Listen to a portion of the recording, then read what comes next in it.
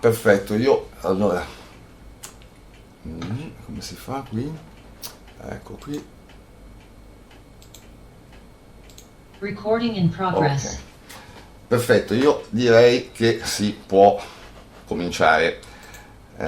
Mi sono fatto un taccuino per non perdermi poi nel discorso che è abbastanza lungo e impegnativo. Intanto ringrazio i garanti per l'infanzia e l'adolescenza che sono intervenuti qui quest'oggi, per il Lazio la dottoressa Monica Sansoni, per la Regione Liguria la dottoressa Giulia Tanda, che mi sembra non sia ancora entrata, e per la Regione Sardegna invece c'è la dottoressa Carla Pugligheddu, per la provincia autonoma di Trento Fabio Biasi e la dottoressa Manuela Paganini, che eccola, la vedo, perfetto, scusatemi ma ci vuole un po', aiuto.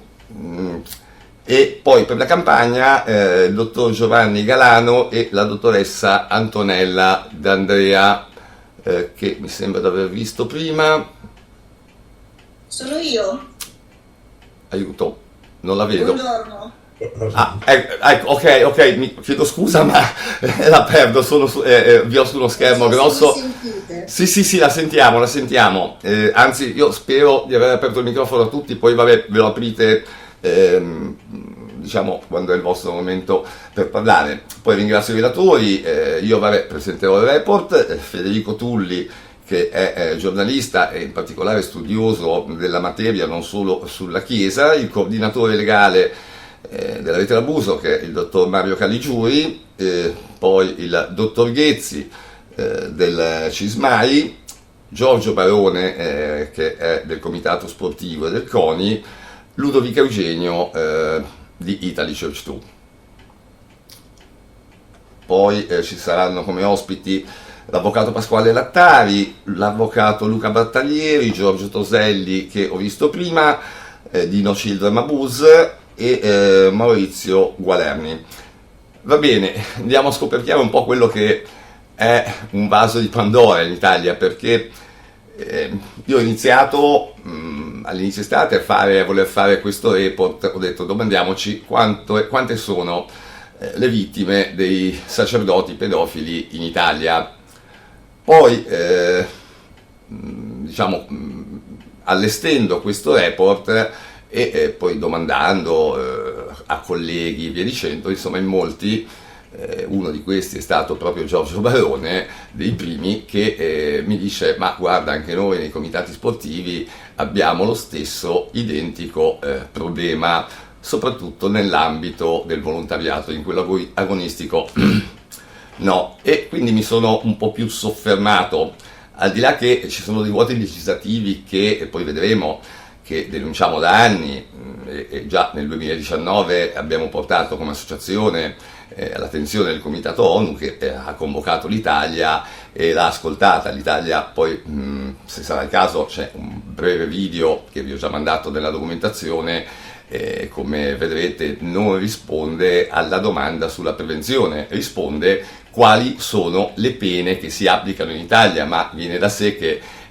se tu mi rispondi che ci sono delle pene, vuol dire che prima deve esserci l'abuso, no? Quindi manca tutta la parte che deve esserci prima. In più, se andiamo a vedere, siamo un paese europeo dove diciamo la pietra fondante dell'Europa era avere stessi diritti, stessa moneta, stessi documenti. Beh, certo, quando un cittadino europeo viene con un minore in Italia, io non so fino a che punto il minore almeno ha gli stessi diritti, perché in realtà non c'è una prevenzione, quindi diciamo che il minore resta in qualche modo scoperto entrando in un paese che è carente. Ho guardato un po' anche i dati che ci sono in giro, quelli ministeriali, e sono davvero pochissimi, tipo 6.000 abusi nel 2021, se non ricordo male, in tutta Italia, ma non abusi sessuali, cioè vari tipi di abusi, sia violenza fisica, poi vado a vedere, sono dati presi dalla polizia, e in effetti sia io che altri colleghi avevamo più volte provato a chiedergli all'osservatorio nazionale, quello ministeriale del Ministero delle Pari Opportunità, e non ci erano stati dati, non hanno fornito dati, e quindi di fatto non ce ne sono, almeno i dati che ci sono estremamente carenti. Allora ho pensato, perché non, visto che il nostro report, che è vero che sui preti, però è documentale, poi come vedrete anche altamente dettagliato, cioè viene dettagliato negli abusi in ogni regione, uomini, donne, abusati da sacerdoti, abusati da laici. Adesso diciamo la parte laica è ancora una parte scoperta, perché in realtà anche lì c'è pochissimo materiale e l'andremo a allestire. Tuttavia è un report preciso, perché è fatto su base documentale, quindi diciamo esprime un dato che possiamo poi utilizzare per... scusate, vedo che c'è della gente che entra, abbiate pazienza. Un dato che possiamo poi usare per fare una proiezione sia percentuale che proporzionale. Dicevo, in Italia ci sono, appunto, anche se non sono tantissimi numeri, 6.000 casi, ma non vediamo poi al tempo stesso, anche al di là degli allarmi che vengono dati sulla pedofilia online, non vediamo alcun tipo di indagine, no? Quindi o non vediamo notizie sui giornali che vengono fatte indagini, che ci siano arresti e cose del genere, no? Quindi diciamo troviamo parecchie discrepanze, proprio anche confronto agli altri stati. Viene da dire, questi pedofili dove vengono messi? E ci siamo anche domandati quali sono poi in effetti gli strumenti concreti per fare prevenzione. Adesso cercheremo, prima darò i dati, l'obiettivo del report, quindi diciamo, anche se il dato è della Chiesa, siamo andati a analizzarlo in una particolare categoria, che è quella del volontariato. Perché? Perché in Italia, per esempio, il volontariato resta scoperto dall'esibizione del cosiddetto certificato antipedofilia, che viene introdotto nel 2014 con la ratifica di Lanzarote, che però diciamo che è più complicato spiegare come mai è stato lasciato un vuoto, cioè come mai è stato esentato il volontariato, che spiega, cioè perché bisogna spiegare, ci deve essere un motivo, no, per il quale il volontariato è sollevato. Di fatto questa falla fa sì che chi non può esibire il certificato, chi non può andare diciamo negli altri posti perché il certificato è da esibire e la persona è pregiudicata, e questo dove va a cercare ragazzini? Va proprio nell'ambito del volontariato, proprio perché questa falla lo permette, e tra l'altro è una falla grave, perché se ci riflettete non parliamo di casi di sospetti, no, parliamo di pedofili conclamati, perché se hai il certificato macchiato vuole dire che hai già commesso degli abusi, c'è una condanna del tribunale, quindi diciamo che quel 100% evita che quel 100% di pregiudicati entrino in questo ambiente. Abbiamo fatto quindi 3 report, abbiamo quantificato quello, il numero nostro, cioè i dati che avevamo noi, abbiamo quantificato i dati che dà la Chiesa, che ha dato la Chiesa durante gli ultimi 2 report della CEI, e dati che ha dato in precedenza. Poi li abbiamo sommati. L'abbiamo sommati e non li abbiamo messi insieme per 2 motivi. Il primo motivo è che appunto i nostri sono molto dettagliati, quelli della CEI ad esempio non si sa neanche la regione geografica, ma si sa un numero, non si sa il numero di vittime, quindi nel caso della CEI il dato elaborato è minimale, come vedrete, perché va in pratica a contare una vittima per ogni pedofilo, che è una cosa improbabile, però diciamo che non potendo dare un numero di vittime certe, si è dato il dato di base, che è ovviamente, se c'è un pedofilo almeno una vittima c'è, e quindi ne abbiamo contata solo una, e abbiamo appunto quantificato il dato all'interno della Chiesa. Le dinamiche purtroppo però sono le stesse che poi noi ritroviamo nell'ambito del volontariato, perché non c'è un obbligo di denuncia in Italia e chi di voi lavora nella materia sa bene che a volte si rischiano anche le controquerele denunciando dei casi. Se uno si prova a mettersi nei panni di un'associazione che si trova un pedofilo in casa, un caso di pedofilia, e uno riflette e dice la denuncia non è obbligatoria e è anche poi rischiosa, no? Perché se non ho le prove rischio la controquerela. Al tempo stesso è vero, faccio una buona azione, ma poi divento responsabile civile qualora ci fosse un processo, perché il ragazzino è stato abusato nella mia associazione, mi tocca ancora sborsare dei soldi. E questo, capite, che è un ragionamento che porta poi a desistere chi non ha obblighi, come in questo caso, e a non intervenire o magari intervenire senza denunciare. Infatti, se noi guardiamo le denunce, anche lì sono tutte denunce quasi di ambiti familiari, non esiste nessun altro tipo di denuncia, non troviamo associazioni che hanno problemi, neanche quelle sportive, di pedofilia al loro interno, non troviamo nulla del genere. E questo, diciamo, è alquanto sospetto, direi. Niente, apriamo un attimo i dati, proviamo un attimino a condividere lo schermo. Allora, condividi lo schermo, aiuto, eccolo qua forse, schermo 2, sì, eccoci qua. Proviamo a entrare un attimino e andiamo ad esaminare un attimo i dati, poi ci sono delle premesse che poi con calma potete leggere, io adesso faccio solo i passaggi fondamentali.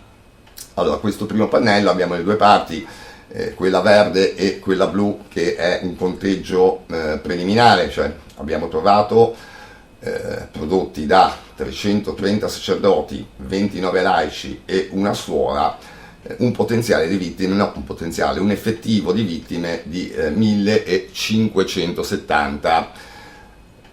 Vedremo dopo i ragionamenti dei numeri della Chiesa. La Chiesa dichiara di fatto dal 2000 913 casi che sommeremo poi ai nostri. Vi spiego il perché. La Chiesa dice che questi casi sono casi raccolti dagli sportelli o in mano ai loro uffici, ma sono esclusi diciamo i casi passati attraverso la magistratura. Noi quindi questi 330 casi che abbiamo utilizzato sono casi invece passati dalla magistratura, quindi diciamo c'è una improbabilità che siano gli stessi, poi qualcuno lo potrebbe anche essere, purtroppo sono così scarni. Tuttavia andiamo a vedere la prima mappa, perché è anche importante l'effetto ottico, poi ovviamente potete, schiacciando su ogni puntino, troverete i casi e i dettagli. Questa, diciamo, è la mappa, sono un po' i casi messi sulla mappa italiana di pedofilia derivante dal clero, cioè quelli raccolti però dalla rete l'abuso. Nel pannello sotto, anzi ci arriviamo dopo, ecco, qui siamo, questa è la seduta di cui parlavo all'inizio delle Nazioni Unite, che se potrei anche metterla, così sentite un attimo i punti, ma magari potete anche vedervela dopo, io ve li leggo un attimo. Il comitato, diciamo, alla fine della seduta, dopo la nostra istanza, dice che accoglie favorevolmente il piano nazionale per la prevenzione e la lotta agli abusi e lo sfruttamento sessuale dei bambini 2015-2017, la rivitalizzazione dell'osservatorio per contrastare la pedofilia e la pornografia, e poi inizia con una serie di lamentele dicendo che è preoccupato per i numerosi casi di bambini vittime di abusi sessuali da parte di personale religioso della Chiesa Cattolica nel territorio dello Stato membro e per il basso numero di indagini criminali e azioni penali da parte della magistratura italiana, che poi raccomanda di adottare, cosa che in Italia, ecco, non c'è una educazione civica nelle scuole per i bambini, senza dover spiegare nulla di così specifico sul sesso, si possono spiegare i comportamenti che gli adulti con i bambini non devono avere, e il bambino, diciamo, che è il primo campanello d'allarme, no? Perché quando si accorge di un comportamento inappropriato lo va a dire a un genitore o a un maestro, non lo so. Di fatto sarebbe già uno dei primi passi preventivi. Poi dice, vabbè, di istituire una commissione d'inchiesta indipendente, imparziale, per esaminare tutti i casi di abuso sessuale di bambini da parte del personale religioso della Chiesa Cattolica, garantire l'indagine trasparente ed efficace di tutti i casi di violenza sessuale, presumibilmente commessi da personale religioso della Chiesa Cattolica, il perseguimento dei presunti autori, l'adeguata punizione penale di coloro che sono stati giudicati colpevoli e il risarcimento, oltre che la riabilitazione delle vittime minorenni e di quelle che ormai sono diventate adulte. Ecco, anche qui altro grosso gradino, no? Poi per le vittime da affrontare, perché spesso non c'è un difficile accesso, come poi vedremo, alla giustizia, e spesso anche non ci sono soccorsi, tranne il CIM, che poi ne parlerà meglio sicuramente il dottor Ghezzi, a volte è inappropriato. Poi dice di stabilire canali sensibili ai bambini e per i bambini per riferire sulle violenze subite, proteggere i bambini da ulteriori abusi, tra l'altro assicurando che le persone condannate per l'abuso di minore sia impedito e dissuaso il contatto con i bambini, in particolare a livello professionale, intraprendere tutti gli sforzi nei confronti della Santa Sede per rimuovere gli ostacoli all'efficacia dei procedimenti penali contro il personale religioso della Chiesa Cattolica sospettato di violenza su minori, in particolare nei patti lateranensi, eccetera eccetera. Qui però arriviamo di nuovo rendere obbligatorio, arriviamo al certificato antipedofilia. Infatti dice rendere obbligatorio per tutti, anche per il personale religioso della Chiesa Cattolica, la segnalazione di qualsiasi caso di presunta violenza su minori alle autorità competenti dello Stato membro. Poi, appunto, ho sbagliato, questo qua sotto, modificare la legislazione che attua la Convenzione di Lanzarote, in modo da garantire che non escluda il volontariato, compreso il personale religioso della Chiesa Cattolica, dai suoi strumenti di prevenzione e protezione. E è proprio qua il campo che accomuna poi in sostanza la nostra analisi. La nostra analisi, ripeto, abbiamo usato i dati della Chiesa, ma uno dei vuoti che poi appunto ci siamo accorti non ha solo la Chiesa ma l'intero volontariato è proprio questo.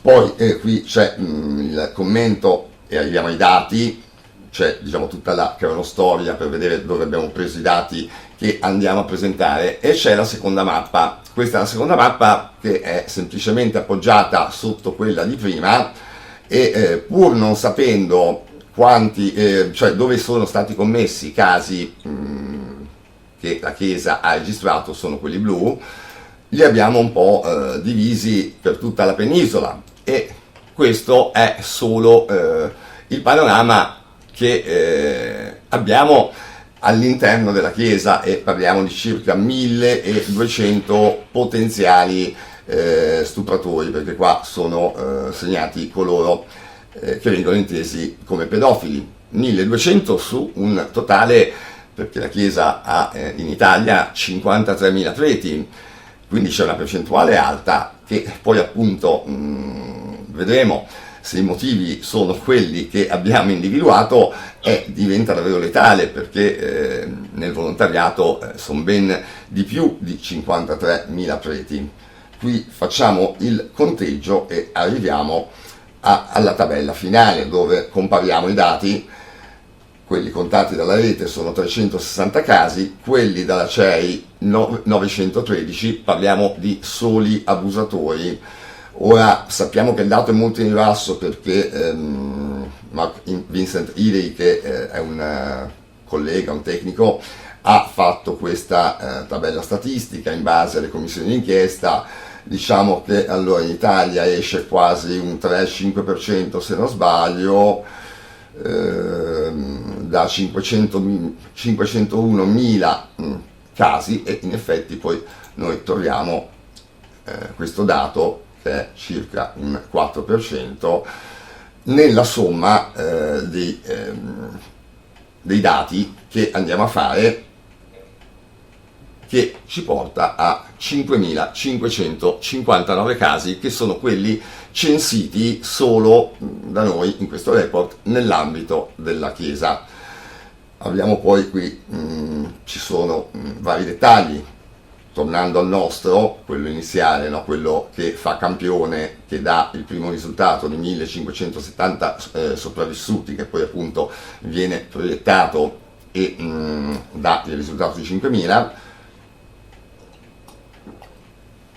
Abbiamo appunto, leggiamo che abbiamo 330 sacerdoti che hanno prodotto 1426 vittime minori, 29 laici che ne hanno prodotti un totale di 90, 41 negli scout, 49 come catechisti.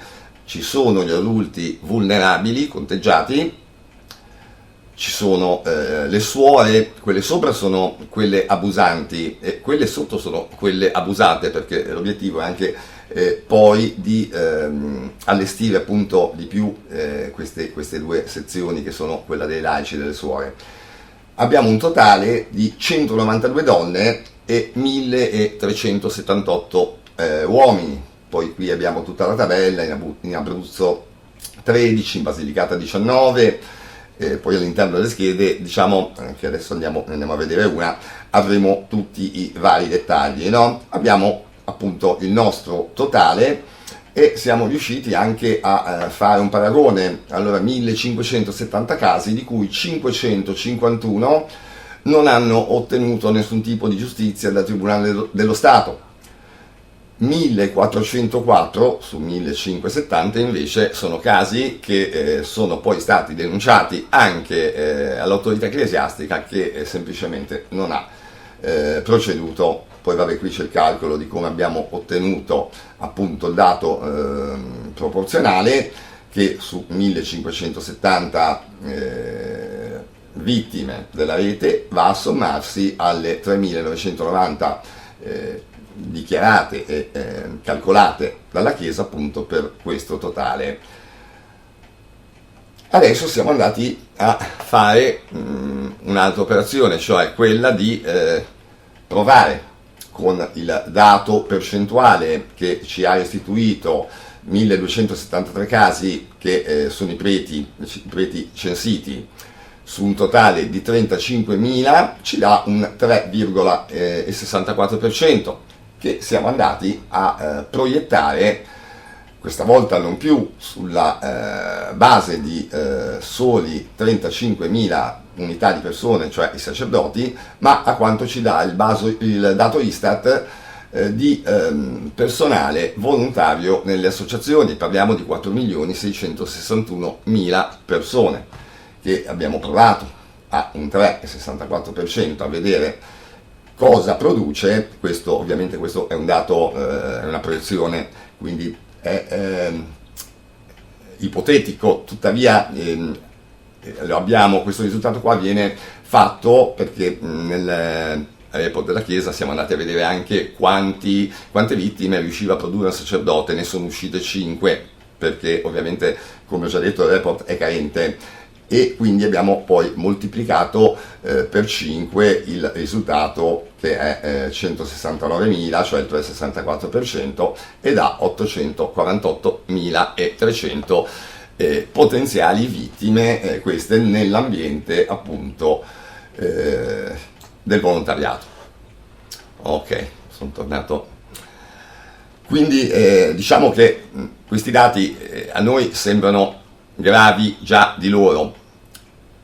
Le ulteriori problematiche e poi gli aspetti legali li tratteranno gli avvocati, però come dicevo prima, no, che c'è una tendenza da parte di qualunque associazione, ma sono onesto, anche la nostra, avessimo un caso è improbabile che qualche pedofilo venga a chiedere di diventare socio di un'associazione antipedofilia, questo è forse il dato più improbabile, però ripeto, avessimo anche noi un caso al nostro interno, saremmo costretti davvero a interrogarci, no, su come muoverci, perché c'è anche poi questo aspetto di responsabilità civile dell'associazione, che è sicuramente un'associazione non potrebbe sopportare, cioè la porterebbe alla chiusura.